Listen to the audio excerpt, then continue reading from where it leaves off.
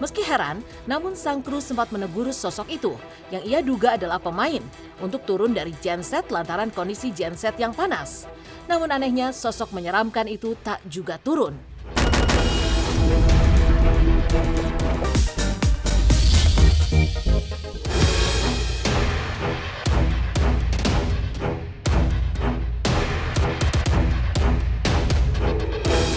Di luar sinetron atau film layar lebar bergenre komedi, ternyata Haji Mandra juga pernah beberapa kali terlibat dalam sinetron atau film bergenre horor.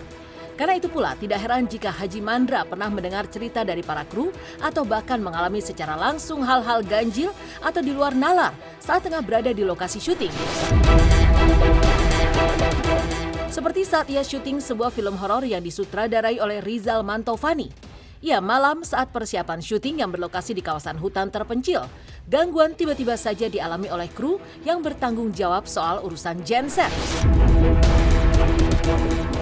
Karena tiba-tiba saja ia melihat sosok tak kasat mata yang menyerupai peran horor salah satu pemain tengah asyik nangkring di genset. Meski heran, namun sang kru sempat menegur sosok itu yang ia duga adalah pemain untuk turun dari genset lantaran kondisi genset yang panas. Namun anehnya sosok menyeramkan itu tak juga turun. Kebetulan si Jaul itu kenal sama pemainnya kenal gitu. Tiba-tiba dia lagi mengisi air, gitu. Ada duduk di atas diesel. Logikanya mesin diesel hidup itu kan panas ya, yang gede, diesel ini yang gede, gitu. Lu ngapain di sini? Ntar mau syuting lu ngapain di sini? Gitu. Jadi dia nggak nyadar kalau itu bukan pemain.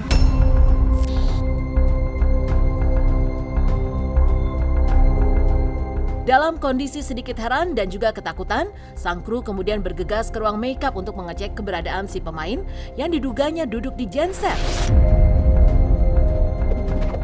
Saat itulah jantung sang kru merasa mau copot. Lantaran di ruang makeup ia justru mendapati sang pemain dengan kostum menyeramkan itu tengah duduk santai menunggu pengambilan gambar.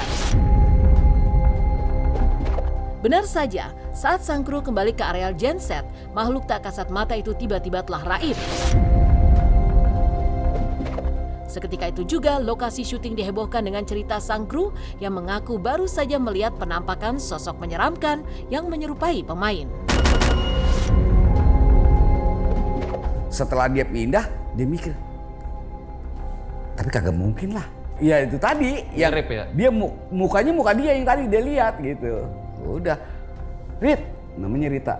Lu kenapa tadi nongkrong sini? Lah saya nggak kemana-mana dari tadi. Lah tadi gue lihat siapa ya? Balik lagi dia. Begitu dilihat udah nggak ada. Orang yang melakukan eksistensi ketika syuting tersebut, ini banyak yang mengalami hal aneh. Misalkan bulu kuduk tuh merindingnya kuat banget. Nah ini sebenarnya harus langsung di-cut dulu ya, karena itu ada loh ya. Dia eksistensi, mengganggu sebenarnya, kepengin masuk ke ranah manusia.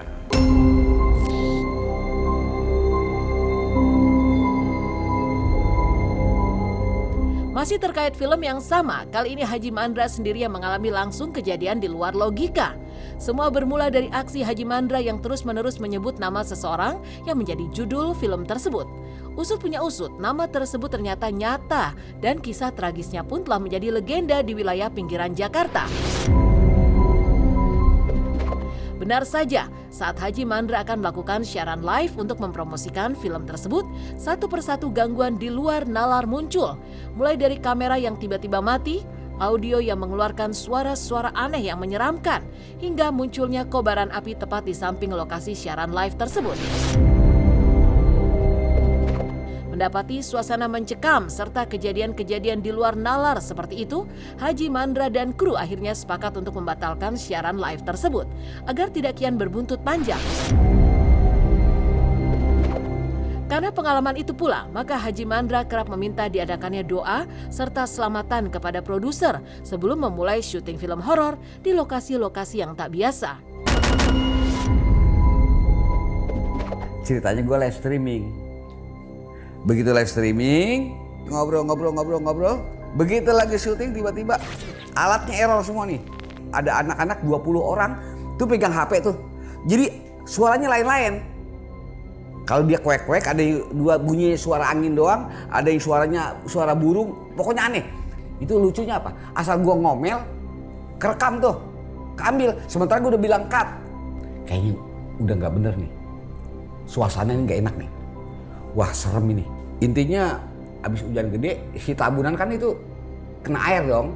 Bisa mati. Mati karena ada airnya. Itu bisa keluar api, segede-gedenya api. Wah. Nah ini gue tekankan ke Padirasnya, gue langsung tolong sebelum ini tolong ya bikin selamatan.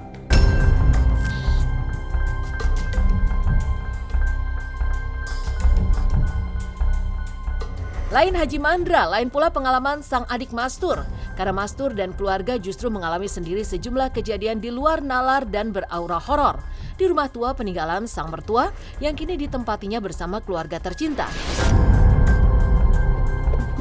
Ya, sang anak dan tetangganya pernah melihat sosok nenek-nenek dan dua wanita paruh baya di lantai 2 rumah serta di sekitaran tangga.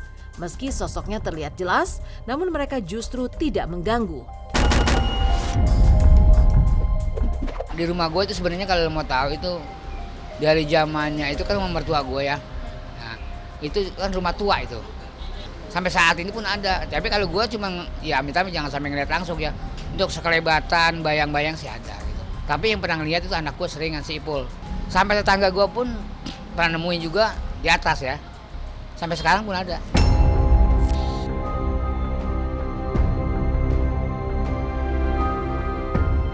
Dan inilah lokasi-lokasi di mana sosok nenek dan dua wanita paruh baya itu sempat terlihat menampakkan dirinya.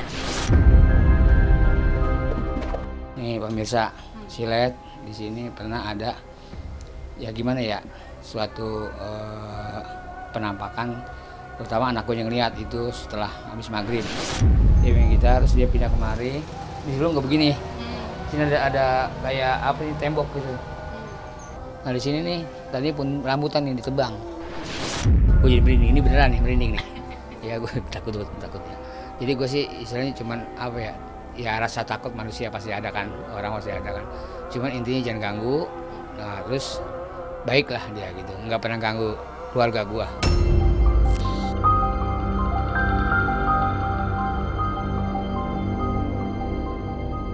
Sementara itu berbeda dari sang anak dan tetangganya, Mastur sendiri justru mengaku tidak pernah melihat secara langsung hal-hal di luar nalar tersebut. Tapi Mastur tak menampik jika sesekali ia melihat bayangan tak kasat mata berkelebat di dalam rumah, serta suara-suara aneh yang berasal dari areal dapur rumahnya. Suara sama kelebatan-kelebatan aja sih. Ya berbentuknya suaranya bukan suara bukan gitu, barang aja, dumbrang apa aja gitu. Kayak apa dibanting gitu. Kadang-kadang seret gitu, lewat gitu. Tapi gue sih ya nafsi-nafsi ya masing-masing gitu.